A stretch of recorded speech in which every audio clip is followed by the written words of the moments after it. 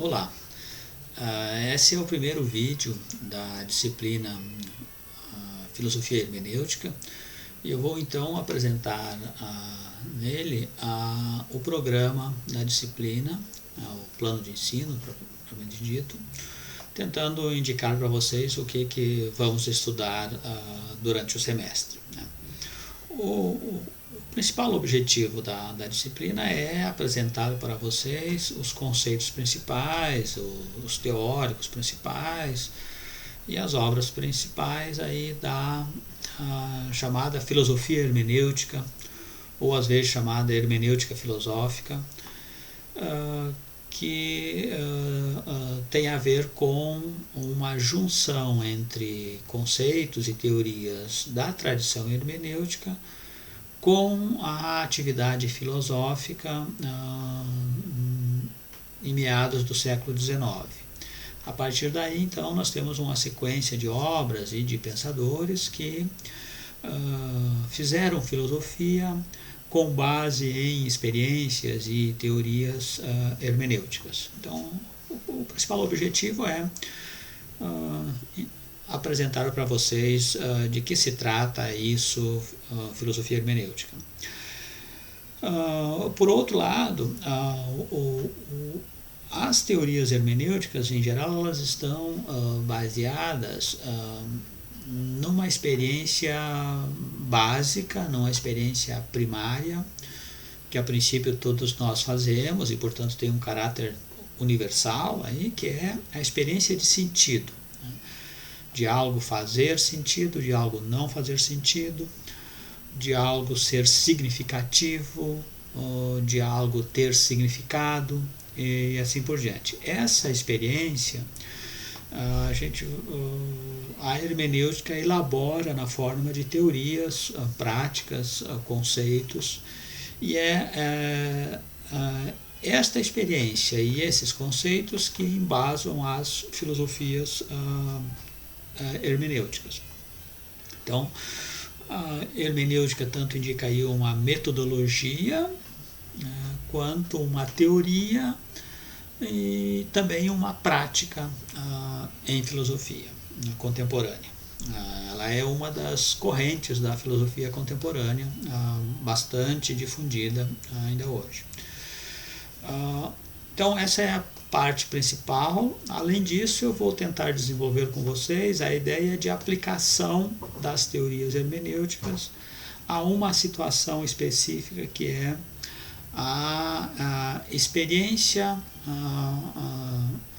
histórico-literária brasileira, num sentido bem particular, que é a ideia de discussão e compreensão de obras literárias, especificamente quanto a personagens literários da tradição brasileira. Basicamente, o que me interessa aí é uma certa tipologia, uma certa caracterização das personagens típicas brasileiras, que de alguma maneira apresentam o modo de ser brasileiro, né, o modo de ser uma pessoa brasileira, quando a gente identifica esse brasileiro como indicando um modo de viver, uma forma de viver que se diferencia em relação a outras formas de viver, digamos, a italiana, o japonês, o Yanomami, o inglês, o alemão e assim por diante.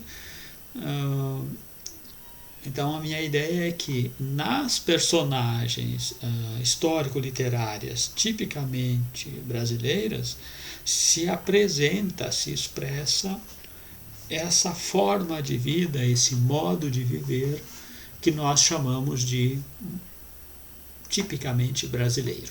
Então, essa vai ser uma tentativa, então, de compreensão e interpretação desses personagens, usando a metodologia hermenêutica. Nós vamos ver isto que na base, né, da teoria hermenêutica de Dilthey, que é decisivo para a compreensão da hermenêutica atual, ele propôs um problema que é como nós compreendemos uma outra pessoa.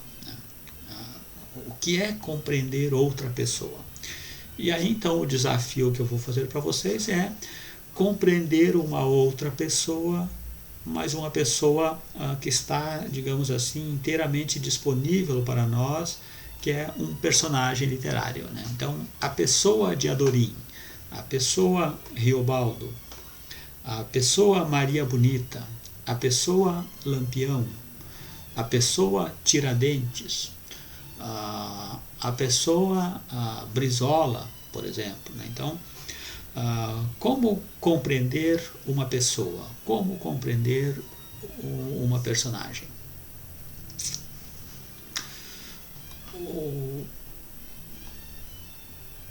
O programa, então, vai estar dividido em 4 módulos, né? Seria basicamente aí 3 ou 4 aulas por módulo, né?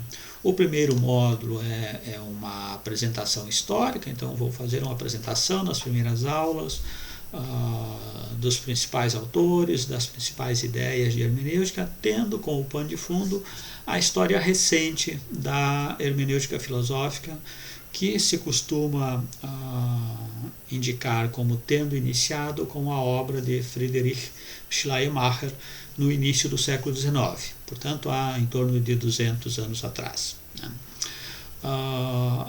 Vários outros autores desde então têm retomado a teoria hermenêutica e os conceitos de hermenêutica e filosofaram a partir daí, como é o caso de Droysen e Dilthey, ainda no século XIX. Dilthey talvez o autor mais importante em filosofia hermenêutica. A partir da obra de Dilthey, muito influente, Heidegger retoma algumas teses principais de Dilthey com relação a tanto a hermenêutica quanto a historicidade, né? E desenvolve. Heidegger torna-se então um grande pensador da hermenêutica do século XX. A obra de Heidegger influencia muita gente, mas principalmente interessa aqui aqueles que são considerados hoje, talvez, os maiores, né, os mais influentes pensadores e configuradores da filosofia hermenêutica, né, que é Hans-Georg Gadamer e Paul Ricoeur. Na Alemanha, um pensador alemão, um pensador francês, aí eles tiveram as suas publicações principais na segunda metade do século XX, a partir de 1960, 1970, 1980, faleceram agora no início do século XXI. Então, a obra desses dois filósofos se disseminou para o mundo todo. Eles têm suas obras traduzidas para praticamente todas as línguas onde há filosofia atualmente. Então, de Schleiermacher a Paul Ricoeur há uma história contínua, né, de pensamento, de esforço conceitual, de esforço teórico, que nós denominamos aí filosofia hermenêutica, hermenêutica filosófica, hermenêutica simplesmente. Há vários outros autores, eu vou mencionar em algum momento.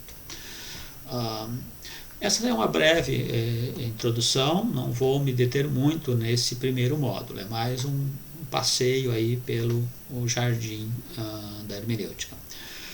Interessa-me muito o módulo 2, esse é o principal talvez, que é delinear e introduzir certos conceitos, teorias para pensar o cerne do hermenêutico, o cerne das teorias hermenêuticas, que é a ideia de experiência de sentido, né?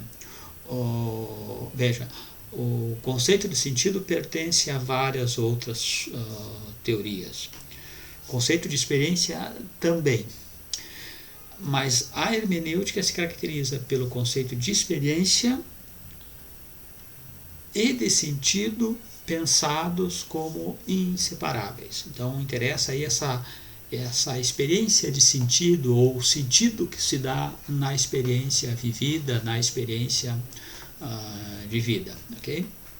Então, esse conceito aí vai ser decisivo, porque é aí que a filosofia hermenêutica solicita, né,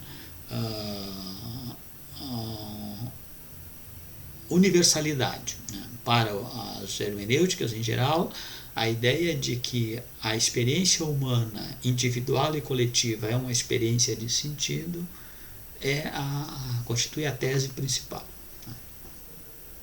E daí então a importância desse conceito de sentido dado na experiência vivida, né? Muito importante aí as teses de Dilthey, mas também Gadamer e Ricoeur.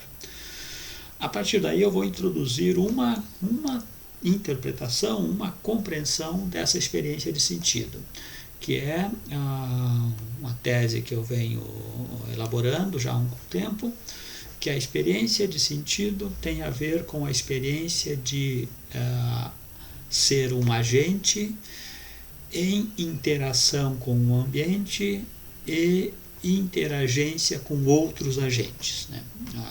A minha ideia é que o sentido, né, a experiência de sentido é uma experiência de um agente em interação com outros agentes em um ambiente. É aí que o sentido emerge, né, e que o sentido se torna objetivo. Vamos discutir bastante esse ponto. Complementar a esse segundo módulo está o terceiro módulo, que tem a ver com a outra experiência que está associada ao hermenêutico, a ideia de fazer uma hermenêutica, de ser um hermeneuta, né? Que é a ideia de interpretação e compreensão, entendidas como a apreensão, a experiência de apreender e de compreender sentido, né? Novamente, nesse módulo, eu vou desenvolver a ideia de que a experiência de apreensão e compreensão do sentido é uma experiência de um agente capaz de agir e interagir com outros agentes. Okay? Esses dois módulos, então, eles serão decisivos para a compreensão da noção de sentido, de significado, de interpretação e de compreensão, que são os 4 conceitos chaves aí da filosofia hermenêutica. Com eles, então, eu pretendo levá-los para uma pergunta de caráter mais prático, de caráter existencial até, que tem a ver com a autocompreensão de vocês enquanto capazes de ter uma experiência de sentido. Para isso, então, nós teremos que entrar numa análise da cultura que está na base da nossa formação enquanto consciências e enquanto falantes. Por isso a minha ideia é que a gente vá para a literatura e a história e a cultura brasileira como aquilo que inicialmente faz sentido para nós. Talvez não faça sentido para um japonês, talvez não faça sentido para um alemão, mas para nós faz muito sentido certas situações, certas ações, certas expressões, certas personagens, né, da cultura brasileira, porque, em primeiro lugar, elas falam de nós, elas falam da gente, elas são a nossa expressão. E, por outro lado, essas personagens e obras histórico-literárias foram a base a partir do qual nós nos tornamos leitores capazes de aprender sentido e de compreender as coisas. Então, a minha ideia é buscar aí na literatura e na história brasileira um objeto para nós exercitarmos as nossas habilidades hermenêuticas. Então, para isso eu vou exigir que vocês escolham uma obra literária e sobretudo um personagem de uma obra literária ou uma obra histórica para fazerem um exercício hermenêutico, que será aí a nossa conclusão do curso.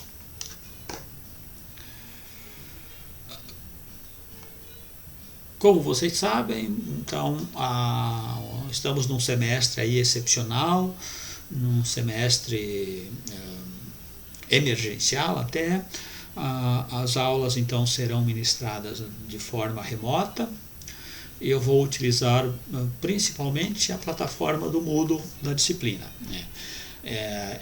Aqui no Moodle é que estarão todo o material que vocês precisarão para acompanhar o curso, e na forma de textos, na forma de roteiros, na forma de videoaulas como esta, e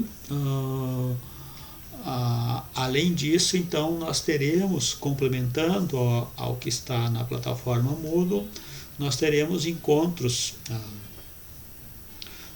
virtuais aí, via videoconferência, todas as terças-feiras, das 19 às 21 horas.